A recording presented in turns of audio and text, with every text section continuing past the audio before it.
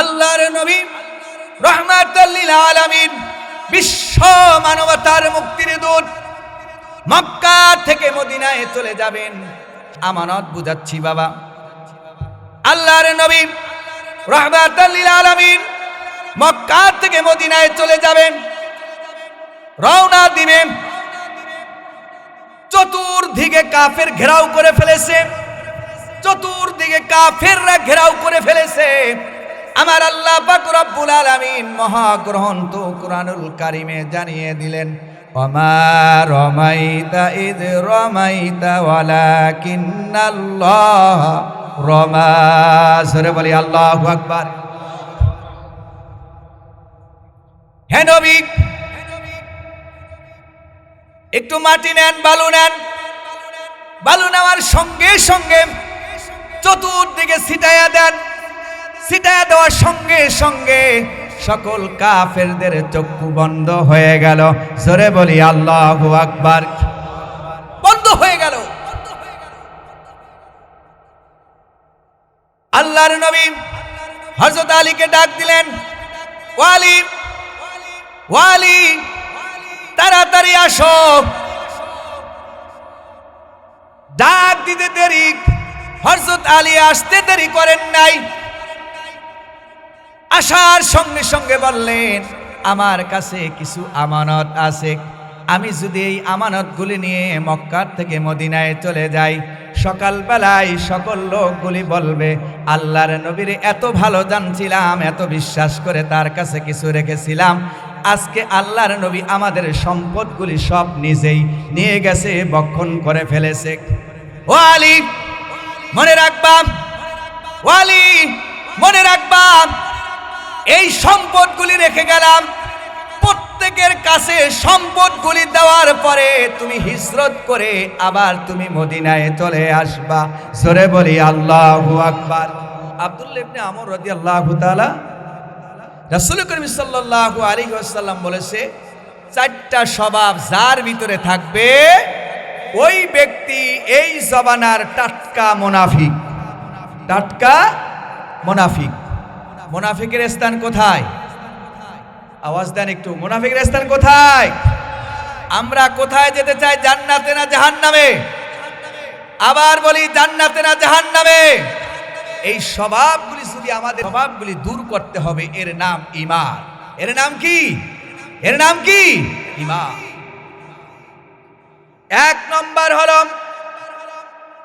যখন তার কাছে কোনো আমানত রাখা হয়, এক নম্বর হলো যার কাছে কোনো আমানত রাখা হয় ওই আমানতকে খিয়ানত করে, এইটা হলো এক নম্বর মুনাফিক।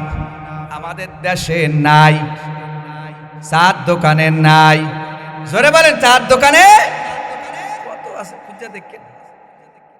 টাটকা মুনাফিক, যার কাছে কিছু আমানত রাখা হয় যদি খিয়ানত করে, টাটকা মুনাফিক, টাটকা মুনাফিক। এবার আসুন, আমানত জিনিস কি? আমানত জিনিসটা কি?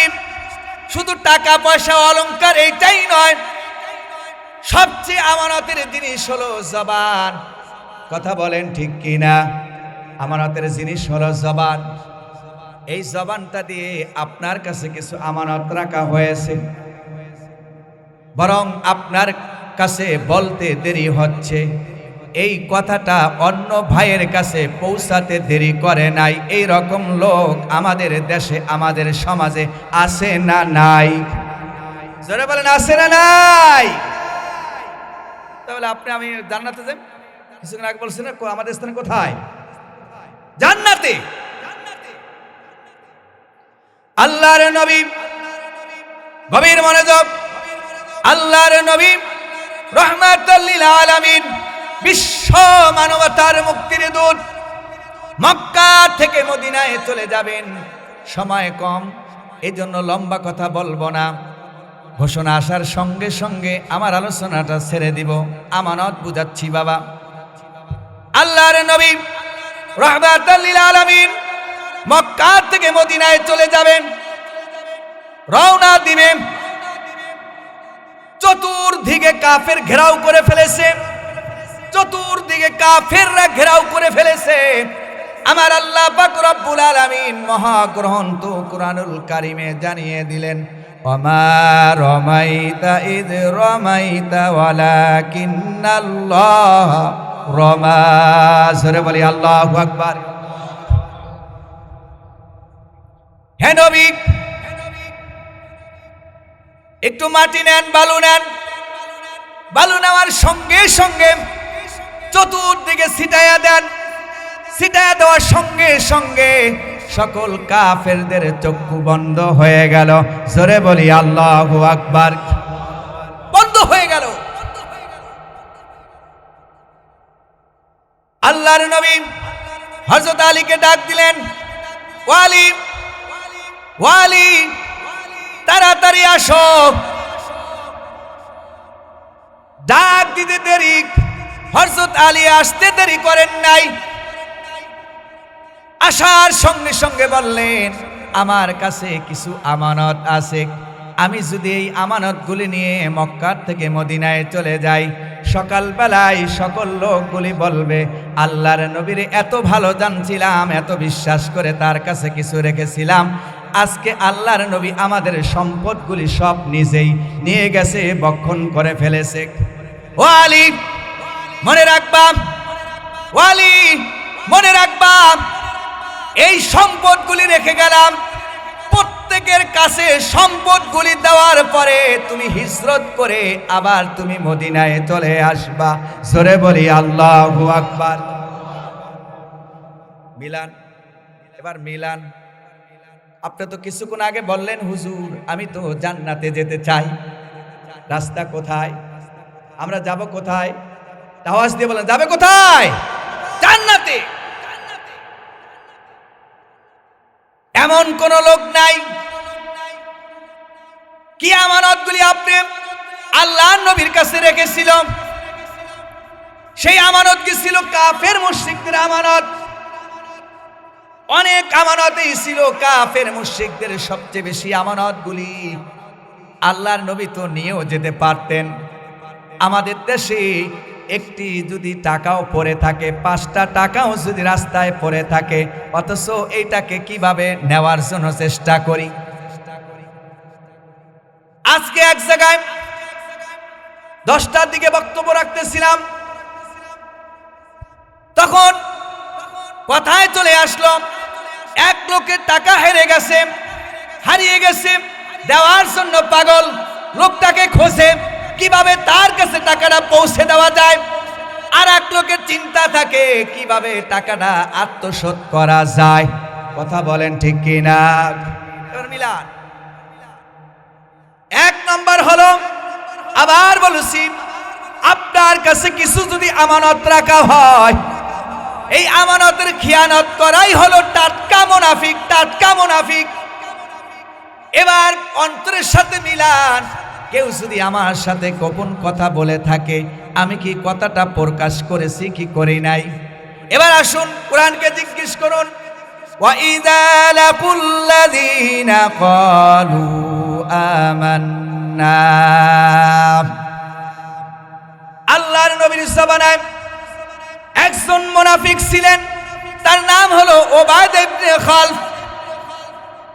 যখন আল্লাহর নবীর কাছে তিনি আসতেন, আল্লাহর নবীর কাছে তিনি যখন বসতেন, আল্লাহর নবীর প্রশংসাগুলি তিনি করতেন, আল্লাহর নবীর খুব ভালোবাসতেন, আল্লাহর নবীর কাছে এসে মহব্বত হতো। এই লোকটাই যখন আবার আবু জেহেলের কাছে গেছে, এই লোকটা আবু জেহেলের কাছে যাওয়ার পরে বলে, ও আবু জেহেল শোনো, আল্লাহর নবীর কাছে যাই, আল্লাহর নবীর কাছে যাই শুধু আল্লাহর নবীর কথা শোনার জন্য, কিন্তু আমি গ্রহণ করি না, কিন্তু তোমার কথা আমি গ্রহণ করি। এরকম লোক আমাদের দেশে নাই, নাই? দেখেন কেমন আছে, কেমন আছে। দুইজন বন্ধু, খুব ভালোবাসা মহব্বত। এক বন্ধুর কাছে আর এক বন্ধু গোপন কথা বলছে। এবার বন্ধুর সাথে যখন সরগা হয়ে গেল, জরগা হওয়ার সঙ্গে সঙ্গে বন্ধু বলল, তুই তো আমার কাছে অনেক গোপন কথা বলছো, এখন সব গোপন কথাগুলি ফাঁস করে দিব, ফাঁস করে দিব। বন্ধুরে চাপায় রাখলেন।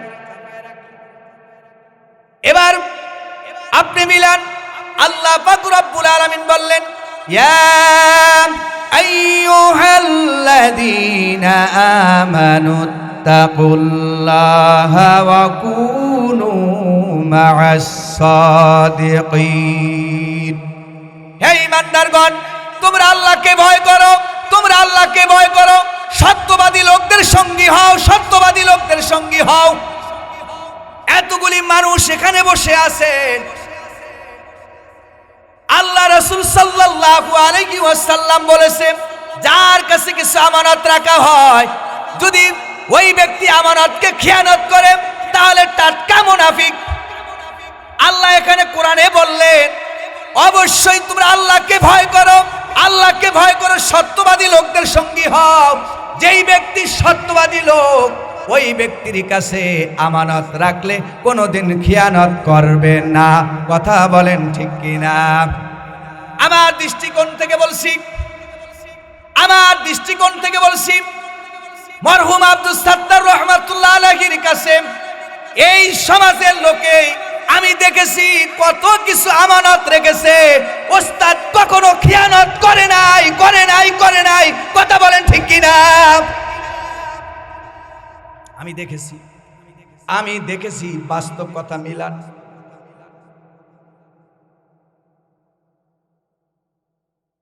এবার আসুন, যারা আমরা এই কাজের ভিতরে লিপ্ত আছি, শুধু কথা দিয়েই নয়, হাতের একটা আমানত আছে, জবানের একটা আমানত আছে, পায়ের একটা আমানত আছে, কানের একটা আমানত আছে, চোখের একটা আমানত আছে। এই আমানত থেকে যদি আমরা রক্ষা না পাই, ওই আল্লাহর জান্নাতে কখনো আমরা যেতে পারবো না, যেতে পারবো না। কথা বলেন ঠিক কিনা?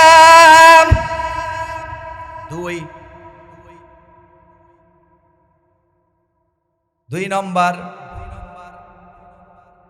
নম্বর বলবো নি? ঘুমাইতেছেন? কে কে ঘুমাইতেছেন? দুই হাত দেখান। ঘুমায় নাই, আলোচনা বলবো, ভয় লাগতেছে। 2 নম্বর হলো, যখন তিনি কথা বলেন, দেখেন, যখন তিনি কথা বলেন, যখন তিনি কথা বলেন, মিথ্যা বলেন, মিথ্যা বলেন। এরকম লোক আমাদের দেশে নাই। জোরে বলেন, আরো জোরে বলেন। মিথ্যা কাকে বলে? আল্লাহ কি বললেন? ওয়াতাওয়াসাউ বিল হক, ওয়াতাওয়াসাউ বিল হক। অবশ্যই অবশ্যই আল্লাহর জমিনে দিন কায়েমের জন্য জীবন চলে যেতে পারে, মৃত্যু আসতে পারে, লাঠির আঘাত আসতে পারে, হুমকি আসতে পারে, মামলা আসতে পারে, হামলা আসতে পারে, জুলুম আসতে পারে, নির্যাতন আসতে পারে। তারপরও আমার জমিনের ভিতরে তুমি মিথ্যা বলতে পারো না, পারো না, পারো না। কথা বলে ঠিক কিনা?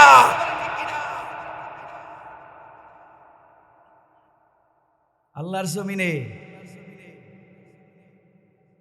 ওয়ানাজ্জালনা আলাইকাল কিতাবা তিবয়ানাল লিকুল্লি শাই। হে নবী, আপনার কাছে মহাগ্রন্থ কুরআনুল কারীম পাঠানো হয়েছে, আপনি মানুষের কাছে সুস্পষ্ট ভাষায় ছড়িয়ে দেন। আজকে কোথায় সমাজবাসী? কোথায় কোথায় দিনগুলি আজকে আমাদের? 30 বছর থেকে শুরু করুন, 60 বছর হয়ে গেছে। অন্তরটার ভিতরে হাত দেন। আমার জীবনে আমি কত মিথ্যা বলেছি, আমার জীবনে আমি কত ফায়সা কথা বলেছি। ওয়ামা ইয়ানতিকু আনিল হাওয়া ইন হুয়া ইল্লা ওয়াহয়ু ইউহা। আল্লাহর নবী কোনদিন একটি কথা বানিয়ে বলেন নাই, একটি মন গড়া কথা বলেন নাই, আবেগ দিয়ে কথা বলেন নাই। যা বলেছেন আল্লাহর পক্ষ থেকে। আমাদেরও দরকার আল্লাহর পক্ষ থেকে জবান দিয়ে আল্লাহর সত্য কথা বলে, ঠিক কিনা? আল্লাহর পক্ষে থাকতে রাজি আছি না নাই? কারা কারা আছি? 2 হাত দেখাই। নারায়ে তাকবীর, নারায়ে তাকবীর। সত্য কথা আরেকটু বলি, না বললে শুনবেন কোথায়?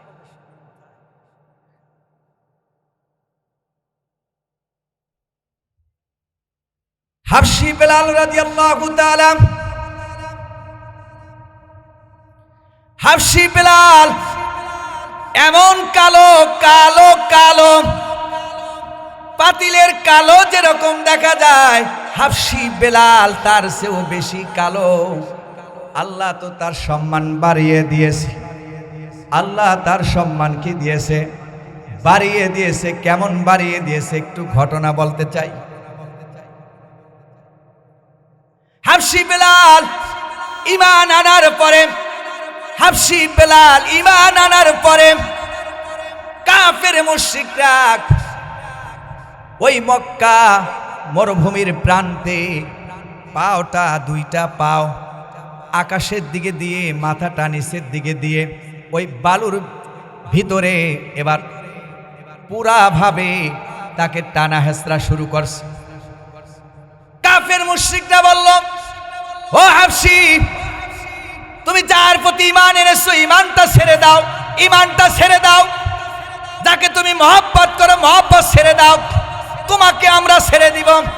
হাবশী বেলাল চোখের পানি ছেড়ে দিয়ে বলেছিল, ও শয়তানের গোষ্ঠী কাফেররা শুনে রাখ, ও কাফেররা শুনে রাখ, আমার যতক্ষণ পর্যন্ত হায়াত আল্লাহ দিয়েছে, যতক্ষণ পর্যন্ত আমার জবান থাকে, ততক্ষণ পর্যন্ত আমি হাবশী বেলাল ঈমান ছাড়ব না, ঈমান ছাড়ব না, ঈমান ছাড়ব না, ঈমান ছাড়ব না।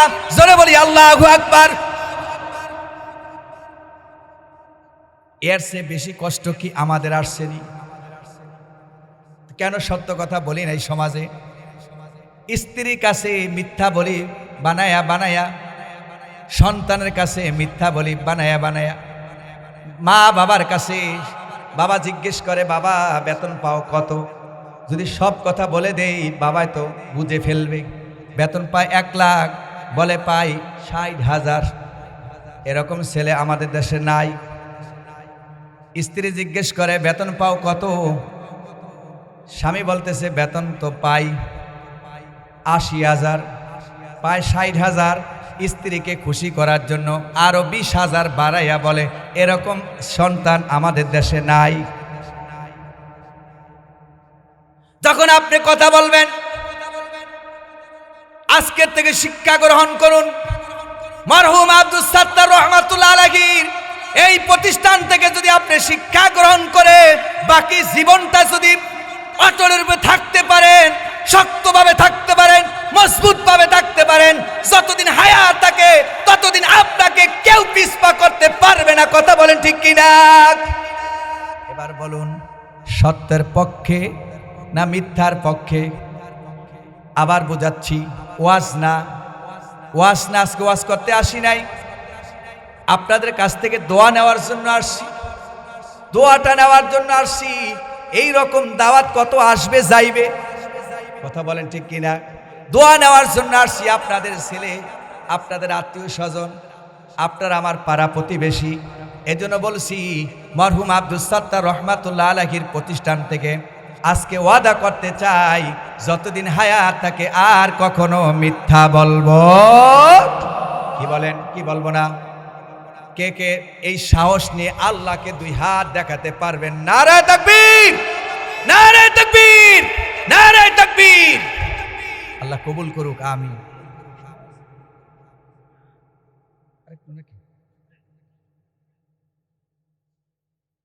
3 নম্বর হলো, কয় নম্বর? 3 নম্বর হলো ওয়াদা করলে ভঙ্গ করে, ওয়াদা করলে ভঙ্গ করে। আল্লাহর নবী রাহমাতাল লিল আলামিন আবু বকর সিদ্দিক রাদিয়াল্লাহু তাআলাকে জানিয়ে দিলেন, ও আবু বকর, সংক্ষিপ্ত বলছি সময়ের অভাবে, ও আবু বকর, তুমি আমার সাথে হিজরত করতে যাইবা। খেয়াল করেন, তুমি আমার সাথে হিজরত করতে যাইবা। আবু বকর খুশি হয়ে গেল। আল্লাহর নবী অনেক দিন পরে আবু বকর রাদিয়াল্লাহু তাআলার বাসায় এসে শুধু করাটা লাড়া দিলেন, করাটা লাড়া দিলেন। আবু বকর রাদিয়াল্লাহু তাআলা সঙ্গে সঙ্গে বের হয়ে গেছে। জোরে বলি আল্লাহু আকবার। আল্লাহর নবী জিজ্ঞেস করলেন, আবু বকর রে, তুমি কি ঘুমাও নাই? আবু বকর চোখের পানি ছেড়ে দিয়ে বলল, ইয়া রাসূলুল্লাহ, ইয়া হাবিবাল্লাহ, যখন আপনি বলেছেন আপনার সাথে আমার হিজরত করতে হবে, ওই দিন থেকে আমি আবু বকর কখনো বিছানার সাথে পিঠ লাগাই নাই। জোরে বলি আল্লাহু আকবার।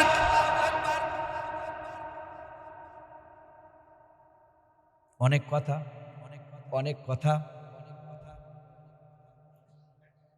এবার বলুন তো, আল্লাহ নবী খুশি হয়েছে না বেজার হয়েছে?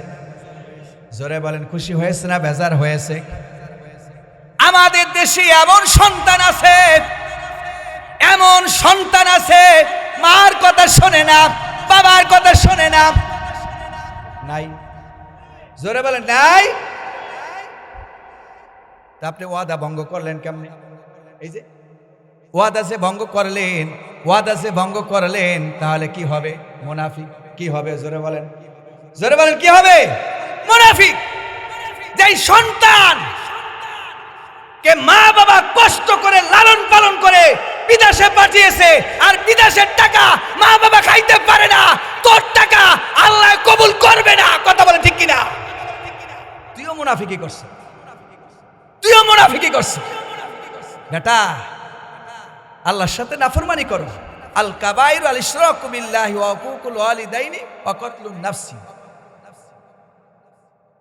ওয়া কাদা রাব্বুকা। আমার কোন ভাই জানে বলছিল, ওয়া কাদা রাব্বুকা আল্লা তা'বুদু। আমি এটা বলতেছি না, উফি ওয়ালা তানহারহুমা ওয়া কুল্লাহুমা কওলান কারিমা। এইটুকে তাফসীর যদি বলতে যাই লম্বা সময় চলে যাবে। আমি এটুক বোঝাচ্ছি, উফি ওয়ালা তানহারহুমা ওয়া কুল্লাহুমা কওলান কারিমা। তোমার বাবার সাথে হাত লেড়ে কথা বলো না, ধমক মেরে কথা বলো না, চক্ষু রাঙ্গায় কথা বলো না, শরীর লাড়িয়ে কথা বলো না। কথাটা কার? আওয়াজ দিয়ে বলেন, কথাটা কার? জোরে বলেন কার? ও তা কয়টা ভঙ্গ করলা? আবার এই দিকটা বলি, আল্লাহ দেখবেন, রব্বির হামহুমা কামা রব্বায়ানি সগীরা। দোয়াটা কত সুন্দর করে পড়ুন, রব্বির হামহুমা কামা রব্বায়ানি সগীরা। রব্বির হামহুমা কত সুন্দর করে দোয়া করি, করতেছি না? অথচ মা বাবারে খাবার দেই না। ভাইরা আমার, ওয়াদা ভঙ্গের অনেক বিষয়। আমি শুধু এটুক বোঝাতে চাইলাম যে আল্লাহর জান্নাতে যদি যেতে হয়, এই ওয়াদা ভঙ্গ করে আল্লাহর জান্নাতে যাওয়া যাবে। 4 নম্বর শেষ। যখন কারোর সাথে জর্গা হয়, শেষ। কারোর সাথে জর্গা হয়, খেয়াল করেন, তখন তিনি অশ্লীল ভাষা ব্যবহার করে। কি ভাষা? অশ্লীল ভাষা ব্যবহার করে। আমাদের দেশে নাই? কি কয় আর একটু বুঝায় বলেন, আসেনি আমাদের দেশে? যখন ঝরগা লাগে, দুই ভাই, পাড়া প্রতিবেশী, আত্মীয় স্বজন, দুই বন্ধু বা বাজারে গেছেন, লেগে গেছে, তখন ঝরগা লাগে, ওই ঝরগার ভিতরে যিনি অশ্লীল ভাষা ব্যবহার করে, এই জমানায় তিনি টাটকা মুনাফিক। যাও জান্নাতে, আমার বাবার জান্নাত না, জান্নাতে যাইবা আর তুমি বসে থাকবা। ভাইরা আমার, সময় একবারে শেষ। দয়া করে এই 4টা বিষয়, কয়টা বিষয়? 4টা বিষয়। 2 নাম্বার হলো শেষ। আপনাদের কাছে একটা বয়ান রেখে যেতে চাই। আমার এই কোরআনের বিরুদ্ধে যদি কোনো নাস্তিকের বাচ্চা কথা বলে, আপনি মুসলমান সেজে ওই মসজিদের কোনায় লা ইলাহা ইল্লাল্লাহ জিকির করবেন আর তসবিহ লইয়া হাঁটবেন, আর আমার কোরআনকে অপমান করবে, আমার আল্লাহকে অপমান করবে, আমার নবীকে অপমান করবে। এটা কি মুসলমানের বাচ্চা সহ্য করতে পারে? জোরে বলেন পারে? এক নাস্তিকের বাচ্চা, ওর নাম আবুল সরকার। আমি আবুল সরকারকে বলে দিতে চাই, এই মাহফিল থেকে আবুল সরকারকে বলে দিতে চাই, 56,000 বর্গ মাইলের ভিতরে টেকনাফ থেকে তেতুলিয়া, রূপসা থেকে পাথরিয়া পর্যন্ত বাংলার জনগণ যদি মুসলমান জেগে ওঠে, তোমার মতো নাস্তিকের জায়গা আমার বাংলার জমিনে হবে না, হবে না, হবে না। কথা বলেন ঠিক কিনা? আমরা এই নাস্তিকের বিচার চাই। কথা বলেন ঠিক কিনা? শুধু বিচার চাই না, এই নাস্তিককে আমি বলে দিতে চাই, বাইতুল মুকাররমের সামনে, সকল মানুষের সামনে, জনগণের সামনে ফাঁসির কাস্টে আমরা দেখতে চাই। কথা বলেন ঠিক কিনা? কারা কারা দেখতে চাই? দুই হাত দেখাই। নারায়ে তাকবীর, নারায়ে তাকবীর। আল্লাহ কবুল করুক, আমিন। ওয়া আখিরি